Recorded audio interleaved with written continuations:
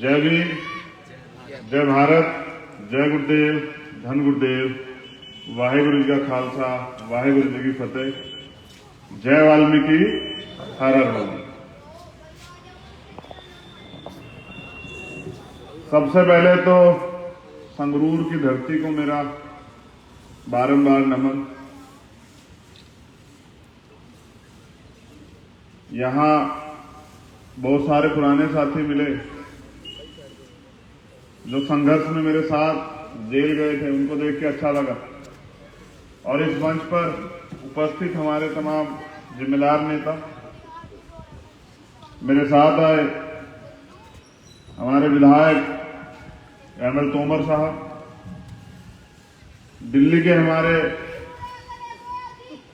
State president Himanshu Valmiki ji, उनके बराबर में बैठे हमारे साथी, हमारे उत्तर प्रदेश में गोरखपुर संभाग के प्रभारी हरपाल वाल्मीकि जी, हमारे भीम आर्मी के पंजाब के प्रधान बलबीर गर्चा जी, हमारे आजाद समाज पार्टी के प्रधान पंजाब के राजीव कुमार लवली जी, हमारे हिमाचल के भीम आर्मी के प्रभारी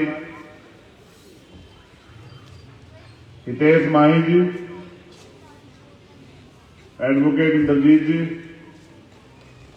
और जो तमाम साथी हैं जिनके नाम मुझसे छूट गए हों, हमारा छोटा भाई सन्नी जस्सल, रवि और तमाम लोग यहां उपस्थित, संगरूर की महान जनता, मेरी माताएं बहनें, हमारे सम्मानित बुजुर्ग, नौजवान साथी,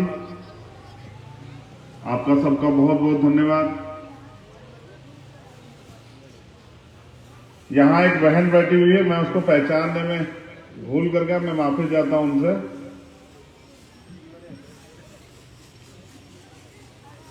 अभी हिमांशु जी ने मुझे कुछ बताया, वो बात बहुत अच्छी है, मुझे बहुत प्यारी भी लगी। मैं उस बहन से उम्मीद करूंगा कि वो यहां आ जाए मंच पर।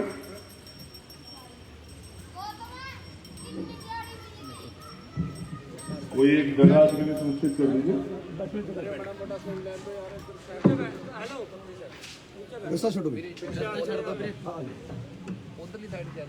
जय भीम।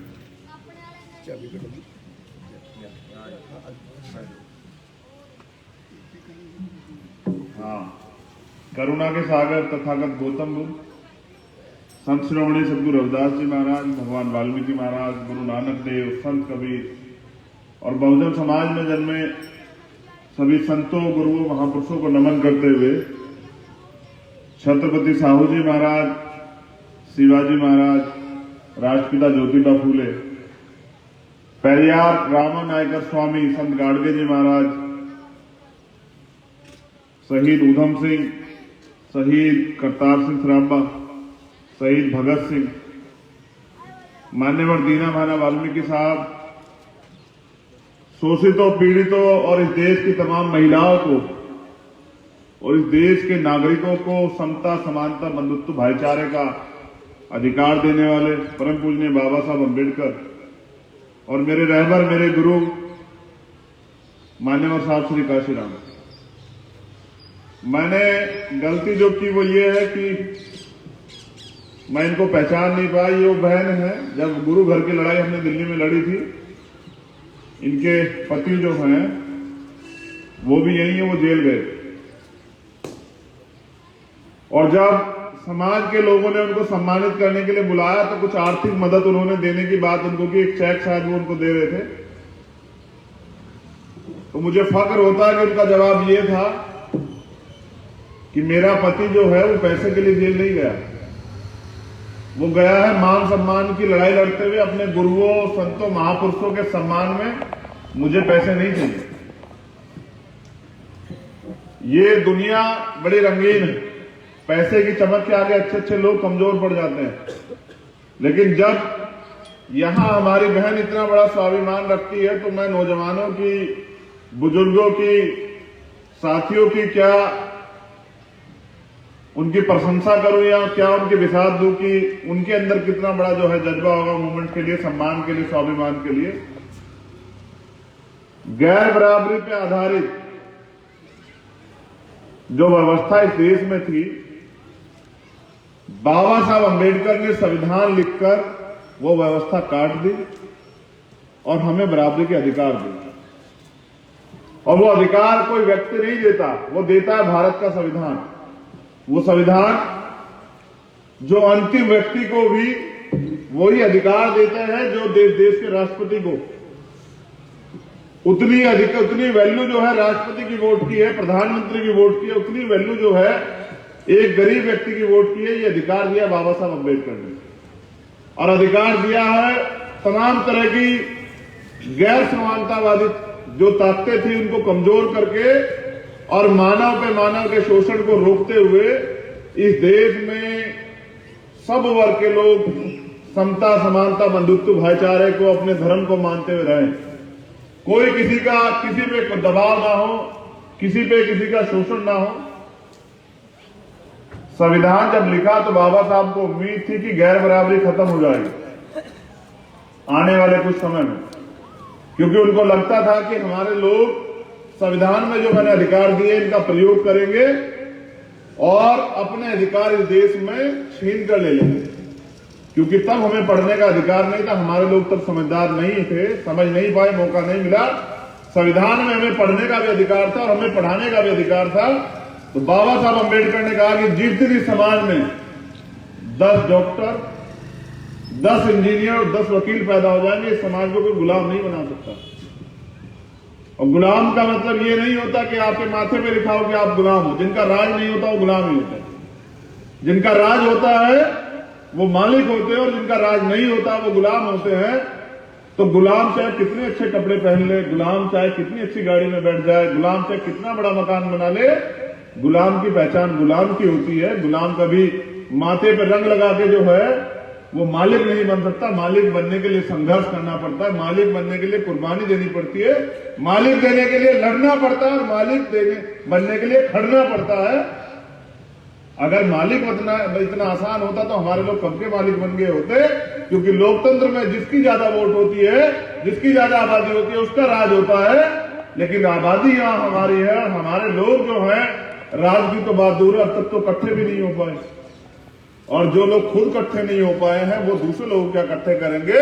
और अगर आप लोग इकट्ठे नहीं होंगे तो आपको क्या लगता है कि जो लोग आज तक आपके संविधान के इतने बनने के बाद आज तक, आप अपनी छोड़िए, जो आज भी बाबा साहब अम्बेडकर को नहीं पसंद करते हैं वो आपको पसंद करेंगे क्या? ये जो नौजवान बैठे हैं ना तमाम, वो एक बार विचार करके देखें कि आज भी बाबा साहब अम्बेडकर के नाम से बाबा साहब अम्बेडकर ने कोई किसी की धन संपत्ति नहीं लूटी। बाबा साहब अम्बेडकर ने अगर कुछ लूटा है तो जो कब्जे में उनके था, आपका अधिकार, आपका मान सम्मान, तो वो उनसे छीन लिया और संविधान लिख के आप लोग गैर बराबरी खत्म करने का अधिकार दिया। तो यही बाबा साहब ने उनसे छीना, उसके लिए उन्होंने 4 बच्चों की कुर्बानी दी है। लेकिन बाबा साहब का वो आज तक सम्मान नहीं करते, बाबा साहब का अपमान करते हैं। तभी तो हमारे गांव में बाबा साहब की मूर्तियां तोड़ी जाती हैं, उनको उनका मुंह काला किया जाता है, अपमानित किया जाता है। ये इसलिए किया जाता है क्योंकि उन्होंने आपको अधिकार दिए और जिनको राज अधिकार मिल गए हैं वो लोग ये सोचते हैं कि भाई हमें तो जो है पैदाइशी ये सारे अधिकार थे। अगर पैदाइशी अधिकार होते या आपके पूर्वजों को भी अधिकार होते तो मुझे नहीं लगता कि आज भी देश में हाथरस जैसी घटनाएं होती। ये लोकतंत्र बनाया इसलिए गया था, न्याय का अधिकार जन्मसिद्ध है। जब आप पैदा हो जाएंगे तो आपका जन्मसिद्ध अधिकार हो जाएगा। लेकिन फिर भी यहां जो लोग सत्ता में बैठते हैं वो झूठ को भी सच साबित करने के लिए तमाम प्रयास करते हैं। वो झूठ को भी सच साबित कर देते हैं, निर्दोष लोग जेल चले जाते हैं और दोषी लोग खुलेआम घूमते हैं। इसका प्रमाण अभी जो है ताजा ताजा पूरी दुनिया ने देखा कि किस तरह से हमारी बहन के साथ पहले अपमान किया गया और फिर उसको किस तरह से चरित्रहीन साबित करने के लिए देश की तमाम मीडिया और तमाम भारतीय जनता पार्टी के लोग लग जाते हैं। ये बात मैं आपको इसलिए कह रहा हूं क्योंकि हम पुरानी बातें तो भूलते आ रहे हैं, नई बातें हमारी याद रहनी चाहिए। और अगर नई बातें भी हमारी याद नहीं, अगर हमारा हाजमा इतना कमजोर हो गया है कि हम कल की बात को भूल जाएंगे, तो मैं आपको विश्वास से कहता हूं कि जिनमें भूलने की ज्यादा आदत होती है वो ये भी भूल जाते हैं कि उनका वजूद क्या है। जो लोग जिन लोगों का वजूद भूल यहां से निमट जाएगा, मुझे नहीं लगता कि आने वाले कल में उनकी बात होगी, उनके अधिकारों की बात होगी, उनके सपने की बात होगी, कहीं उनके राज और उनके अधिकार सुरक्षित रहेंगे। ये ऐसा नहीं हो सकता है।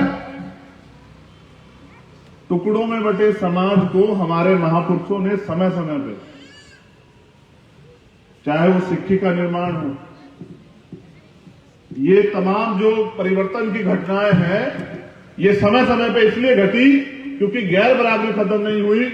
आज भी हमारे महापुरुषों का सपना जो है वो अधूरा है। आज भी हमारे महापुरुषों का सपना पूरा नहीं हुआ। इतना बलिदान, इतनी हत्या, इतना टॉर्चर झेलने के बाद आज भी हमारे लोग नहीं जागे हैं। आपको नहीं लगता कि भाई ये गैर बराबरी तो खत्म होनी चाहिए, लेकिन हमारा राज भी आना चाहिए?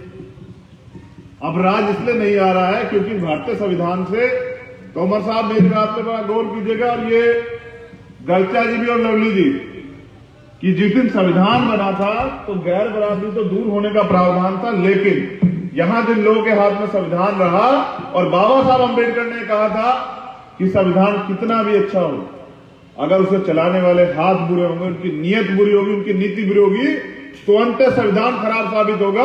और संविधान कितना भी बुरा हो, उसको चलाने वाले हाथ अच्छे होंगे, उनकी नीयत अच्छी होगी, उनकी नीति अच्छी होगी, तो अंततः संविधान अच्छा साबित होगा। आज जिन लोगों की सरकारें हैं, ना तो उनकी नीति अच्छी है, ना उनकी नीयत अच्छी है।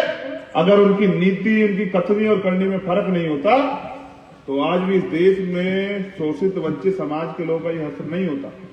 और ताजा प्रमाण पत्र उसका ये है कि जैसा मैंने कहा कि लोकतंत्र जनता के लिए बनाया गया था, किसान भाई जो है माइनस के करीब टेम्परेचर है। सर, आप लोग यहां हैं, खुली हवा में ठंड लग रही है, नहीं लग रही? पूरी ईमानदार से बताइए। माइनस के करीब टेम्परेचर है दिल्ली के आसपास, और वो भी हमारे ही लोग हैं, और वो सड़कों पे हैं, और 40 से ज्यादा लोग शहीद हो गए। और एक बाबा जी ने शहादत दी, बाबा राम सिंह जी, जो करनाल के जो है नानकसर गुरुद्वारा सिंगड़ा में जो गुरुजी थे, बाबा जी, उन्होंने शहादत दी। और उन्होंने शहादत पे एक सुसाइड नोट छोड़ा। उस सुसाइड नोट में ये लिखा हुआ था कि जुल्म करना और जुल्म सहना और जुल्म को धोते हुए देखना, तीनों पाप है। ये सरकार जो है, ये सरकार से मुझे कोई उम्मीद नहीं कि किसानों का भला करेंगे। जिस समय बाबा जी वहां पहुंचे थे, उससे 2 घंटे बाद मैं वहां पहुंचा था। मैं जब किसान आंदोलन चल रहा है, मैं हर तीसरे चौथे दिन वहां जाता हूं, उनके बीच में बैठ के बात करता हूं कि भाई किस तरह से हम इस आंदोलन को, जो किसानों ने स्टार्ट किया, किस तरह से मजबूत करके इस देश में एक जो किसान और मजदूर बड़ा वर्ग है, उनके अधिकारों को सुरक्षित कर सकते हैं। तो बाबा जी ने तो ये तो सुसाइड नोट तो छोड़ा था वहां, लेकिन जब मैं डेरे गया तो एक सुसाइड नोट और है वहां, जो 10 पेज का है, और जिसमें बाबा जी ने लिखा कि मेरी शहादत को कायरता ना समझा जाए। मैंने जो शहादत दी है इसलिए दी है क्योंकि सरकार से मुझे कोई उम्मीद नहीं है। इन्होंने बात करनी बंद कर दी है। हमारे बच्चे, हमारी बच्चियां, हमारी बहनें, हमारी बेटियां, हमारे चाचे ताए, सब लोग वहां हैं। ठंड में उनकी जान जा रही है। सब लोग अपनी अपनी तरह से बलिदान दे रहे हैं। कोई मेडल लौटा रहा है, कोई आंदोलन में जा रहा है, कोई कुछ कर रहा है। मैं अपने प्राणों की आहुति देता हूं, मैं बलिदान करता हूं अपने प्राणों की। ये समाज जागे, ये देश जागे और किसानों के अधिकार सुरक्षित हो जाएं। ये जो तानाशाही सरकार है, ये सरकार जो है मान जाए और लोग जागे। और फिर मुझे याद आया वो बात, बाबा जी का वो लेटर पढ़ के, कि इसी तरह शहीद आजम सरदार भगत सिंह ने कुर्बानी दी थी। वो चाहते तो वो बम गिरा के असेंबली से भाग जाते, और उनके साथी चाहते जो क्रांतिकारी थे वो उनको निकाल लेते। लेकिन उन्होंने ये कहा कि देश जाग नहीं रहा है, मेरी शहादत इस देश में क्रांति लाएगी, इसलिए मैं शहादत देना स्वीकार करूंगा। भागूंगा नहीं, जिम्मेदार हूं तो जिम्मेदारी से अपनी बात रखूंगा। जब जब मौका मिला उन्होंने जेल से आके प्रेस में अपनी बात रखी और वे एहसास कराया। मैं ये बात आपको इसलिए कह रहा हूं कि अगर आप कुछ चाहते हैं इस देश में तो आपको कुर्बानी भी देनी पड़ेगी। अगर आप ये सोचते हैं कि बाबा साहब अम्बेडकर वापस आएंगे, या काशीराम साहब वापस आएंगे, या दीनदयाल वाल्मीकि साहब वापस आएंगे, या कोई और वापस आएगा, तो ये आपकी गलतफहमी हो सकती है, ये सच नहीं। लड़ाई तो अपने भरोसे, अपने कंधों पे और अपनी ताकत से लड़ी जाती है, दूसरों के कंधों पे तो अड़थियां जाती हैं। मैं तो संगरूर की धरती पे आया था कि उन साथियों से मुलाकात हो जाएगी जो मेरे साथ 60 से ज्यादा दिन जेल में रहे, जिन्होंने मेरे साथ लाठियां खाई, जिन्होंने तिहाड़ जेल में एक एक रात जो है जुल्म जाति की काटी, जैसे आज हमारे किसान भाई काट रहे हैं, वो भी जेल ही है। तो मैंने सोचा कि चलिए अपने लोगों को जाके जो है इस सच से वाकिफ कराते हैं। हमारे लोगों को लग रहा होगा जैसे मीडिया दिखा रहा है कि वहां तो बहुत अच्छा है, बहुत अच्छा नहीं है। जो ठंड का समय है, रात में आदमी अपने घर से नहीं निकलता और वो खुले आसमान के नीचे अपने अधिकारों की लड़ाई लड़ रहे हैं। तो अगर आप कुछ चाहते हैं तो आपको ऐसे लड़ना पड़ेगा। और मैं बुजुर्गों से ज्यादा, उनको ज्यादा नहीं कह सकता हूं, मैं नौजवानों से उम्मीद करता हूं कि अगर आपका खून जमा ना हो, अगर आपका जमीर जिंदा हो, क्योंकि सिर्फ सांसों के, एक संत जी ने कहा है, सिर्फ सांसों का रुकना मौत नहीं होती सर, जिनका जमीर मर जाता है वो भी मर जाता है। तो अगर आपका खून जमा ना हो, आपका जमीर जिंदा हो, तो खड़े होकर अपने अधिकारों के, अपने हिस्से की लड़ाई को लड़ें।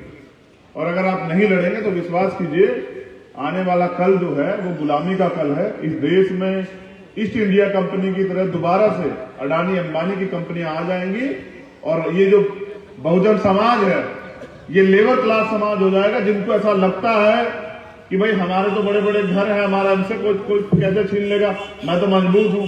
तो आपसे मजबूत लोगों ने भी जो है सरकार के आगे झुकाव लिया है। जब वो लोग जुल्म ज्यादती करते हैं तो सब लोग जो है अपनी जान बचाने के लिए, मुर्गे वाला काम है, जिस मुर्गे को दबोचा जाता है वो मुर्गा फड़फड़ाता, जैसे आज किसान फड़फड़ा रहे हैं। उससे पहले जब गुरु घर तोड़ा तो हम फड़फड़ा रहे थे, उससे पहले उसके बीच बाद जब CNPR NRC आया तो इस देश का मुसलमान फड़फड़ा रहा था। तो जिसकी गर्दन पकड़ी जाती है वो फड़फड़ाता, बाकी लोग क्या करते हैं, वो अपना दाना चुगते रहते हैं। अगर ऐसा ही चलता रहा तो वो दिन दूर नहीं कि एक एक करके हम सबका नंबर आएगा। मेरी ये जिम्मेदारी बनती है कि मैं जिस समाज में पैदा हूं, समाज का उद्धार करना मेरी जिम्मेदारी है। लेकिन मुझे परम पूज्य बाबा साहब अम्बेडकर ने सिखाया है कि जाति हम लोगों ने नहीं बनाई, जाति तो उन लोगों ने बनाई जिनको जाति से फायदा है। हम लोगों ने जाति नहीं बनाई, क्योंकि जाति की वजह से अगर पंजाब में नहीं सहना पड़ता तो पूरे देश में रोज हमें अत्याचार सहना पड़ता। और जाति की वजह से रोज जो है कभी घोड़ी चढ़ने पे, कभी मूछे रखने पे, कभी अच्छे कपड़े पहनने पे, कभी किसी जमींदार के घर जाके जानते हैं हमें ये अपमान रोज सहने पड़ते हैं। और अब इस जुल्म जाति का अंत होना चाहिए। तो ये संकल्प लेके हम घर से निकले। कल शहीद शिरोमणि उधम सिंह जी की जयंती थी। 21 साल बाद अपना संकल्प पूरा किया, यही सुनाम के रहने वाले 21 साल बाद संकल्प किया था कि जिन्होंने जलियांवाला बाग में निर्दोष भारतीयों पे गोली चलवाई थी उनसे अपना बदला लेना था। और 21 साल बाद लंदन पहुंचकर माइकल ऑडवायर को उसके सीने में गोली तार के बताया कि आज मैंने अपने बाप दादा के कत्ल का बदला आपसे लिया है। लेकिन बाबा साहब के संविधान में तो आपको कलम का अधिकार मिला है। आपकी कलम, आपकी वोट जो है आपको राजा बना सकती है। और वोट का दुरुपयोग होगा, गलत प्रयोग होगा तो गुलामी तो बड़े लंबे समय से हम लोग झेल रहे हैं। इस सरकार ने रिजर्वेशन खत्म कर दिया है, इस सरकार ने सरकारी डिपार्टमेंट खत्म कर दिए हैं, इस सरकार ने सारी सरकारी नौकरियां खत्म कर दी है, इस सरकार में महंगाई चरम सीमा पहुंच रही है, कुछ भी नहीं बचा है। स्कॉलरशिप खत्म हो गई है। ये यहाँ की जो सरकार है, पोस्ट मैट्रिक स्कॉलरशिप पे हमारे लोग रोज लड़ रहे हैं। मैं ये कहता हूं कि आप लोग इकट्ठे होकर सरकार बना लो, तो फिर पोस्ट मैट्रिक स्कॉलरशिप पे आपको सरकार से क्यों लड़ना पड़ेगा भाई? आपको क्यों मांगना पड़ता है बार बार? क्योंकि अभी आप देने वाला समाज नहीं बने हो। अगर आप लोग इकट्ठे हो जाओगे, इकट्ठे होकर अपनी लड़ाई को लड़ोगे तो आप देने वाला समाज हो जाएंगे। क्योंकि जिनका राज होता है उनकी बहन बेटियों पर अत्याचार नहीं होते, उनको हाथ फैलाना नहीं पड़ता। तो ये राज की बात जो है ना, ये हमारे महापुरुषों ने भी की है। बेगमपुरा राज याद है ना, ऐसा चाहूं राज में जो मिले से बंधु अन्न, और छोट बड़े सब सम रहे, रविदास रहे कब रहेंगे प्रसन्न? जब गैर बराबरी खत्म हो जाएगी, जब ऐसा राज आ जाएगा, जब रोटी, कपड़ा, मकान, तमाम तरह की चीजों की जरूरतों के लिए किसी के आगे हाथ नहीं फैलाना पड़ेगा, सब में गैर बराबरी खत्म हो जाएगी, सब बराबर हो जाएंगे। तो आप तो अपने महापुरुषों को और हम सब लोग मिलकर अपने महापुरुषों का सपना नहीं पूरा कर पा रहे हैं। बाबा साहब अम्बेडकर का सपना था कि वोट के अधिकार से हमारे लोग राज लेंगे, उनका सपना पूरा नहीं हो रहा है। किसी का सपना नहीं पूरा, हमारा सपना और आने वाली पीढ़ी तो सपना भी नहीं देख पाएगी। इसलिए मुझे लगता है कि हम लोगों को लड़ना चाहिए। सत्संगत मिली रही है साधु जैसे मधु मखीरा। कहां है मधु मखीरा बताइए? कुछ नहीं, क्योंकि हमने सिर्फ अपने पेट से प्यार है और हमें सिर्फ अपने घर से प्यार है। अच्छी बात है, घर से प्यार कीजिए, अपने पेट से प्यार कीजिए। समाज घरों से नहीं बनता सर, समाज तो लोगों से बनता है। अगर आपका राज होगा तो आप तय करेंगे इस देश में कैसा राज आएगा, और अगर दूसरों का राज होगा तो उनके एजेंडे पे काम होगा, और जब उनके एजेंडे पे काम होगा उस एजेंडे में आप कहीं रहते ही नहीं है। शायद आपको नहीं पता कि उस एजेंडे में आप हैं ही नहीं। तो मेरी एक और विनती है कि जहां जहां यहां पर वो आंदोलन चल रहे हो, किसान आंदोलन, आप लोग वहां भी मदद को जाया कीजिए, क्योंकि ये जो लड़ाई है ये देश के संविधान को बचाने की लड़ाई है, देश के अधिकारों को बचाने की लड़ाई है, और ये अपने हक की लड़ाई है। जब भी हक की लड़ाई हो, क्योंकि हमारे महापुरुषों ने सिखाया है कि जब भी हक की लड़ाई हो तो हमें खड़ना चाहिए, हमें खड़े होना चाहिए। इसलिए मैं आपसे विनती करता हूं कि जो लोग यहां हैं और यहां जहां भी आंदोलन होता हो, अगर आप वैसे आंदोलन में ना जाए तो सेवा करने चले जाए। ये तो सबसे बड़ा जो है, यही तो मजहब है।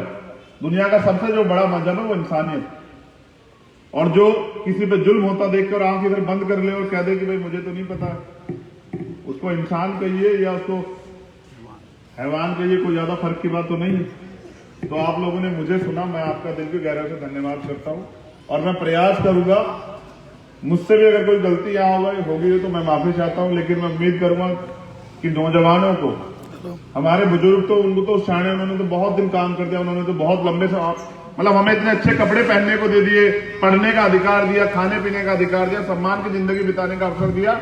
मैं उनका तो धन्यवाद करता हूं, लेकिन मैं नौजवानों को कहना चाहता हूं, जिस कौम का नौजवान जीते जी अपने समाज की लड़ाई नहीं लड़ता, वो जीते जी भी मरे हुए के समान होगी।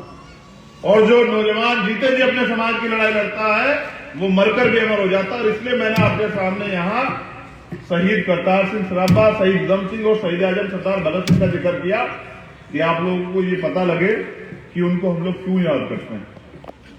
बाबा साहब को हम लोग इसलिए याद करते हैं कि उन्होंने हमें जानवरों के जीवन से इंसानों का जीवन दिया।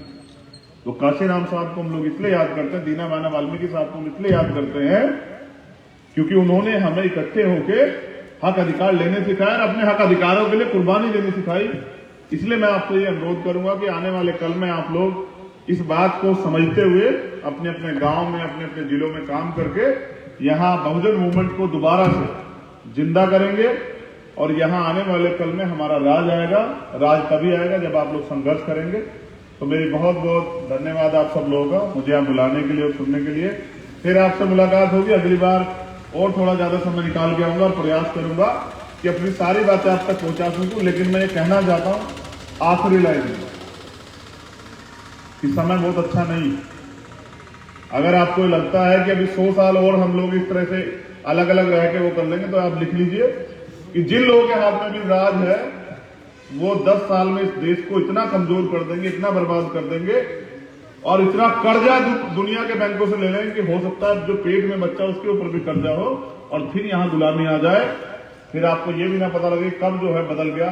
कल तो ये इसलिए भी हो सकता था, आपको कोरोना काल याद है ना, सरकार ने लॉकडाउन लगाया और लॉकडाउन लगा क्या कहा कि रात को 8 बजे के बाद कोई घर से बाहर नहीं निकलेगा। आपका चाहे कितना जरूरी काम था, रुके नहीं रुके। कहा कि भाई पूरे दिन कोई घर से बाहर नहीं निकलेगा। आपका चाहे कितना जरूरी काम था, निकले नहीं निकले, घर में रहे या नहीं रहे। तो सरकार ताकतवर होती है। इसलिए मैं आपसे कह रहा हूं कि आप सरकार बना लो, तो मुझे लगता है कि आप और गरीबों की मदद कर पाओ, क्योंकि देश के हालात सामान्य नहीं। बहुत बहुत धन्यवाद। फिर आपसे मुलाकात होगी, मैं पंजाब जरूर आता रहूंगा। बहुत बहुत धन्यवाद।